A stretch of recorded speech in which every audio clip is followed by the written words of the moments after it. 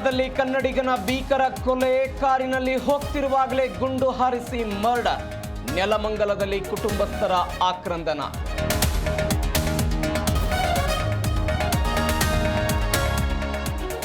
Metro ಪ್ರಯಾಣ ದರ ಏರಿಕೆಗೆ ತಾತ್ಕಾಲಿಕ ಬ್ರೇಕ್. ಕೆಲವೇ ಕ್ಷಣಗಳಲ್ಲಿ ಬಿಎಂಆರ್ಸಿಎಲ್ ಬೋರ್ಡ್ ಮೀಟಿಂಗ್. ಸಭೆಯಲ್ಲಿ 14 ಸದಸ್ಯರು ಭಾಗಿ.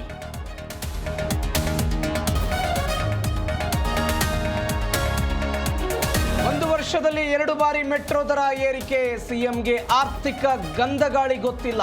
ಸರ್ಕಾರದ ವಿರುದ್ಧ ಪ್ರತಾಪ್ ಸಿಂಹ ವಾಗ್ದಾಳಿ.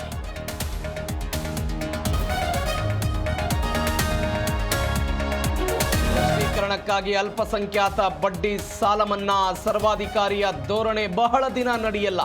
ಕಾಂಗ್ರೆಸ್ ವಿರುದ್ಧ ಸಿಟಿ ರವಿ ವಾಗ್ದಾಳಿ.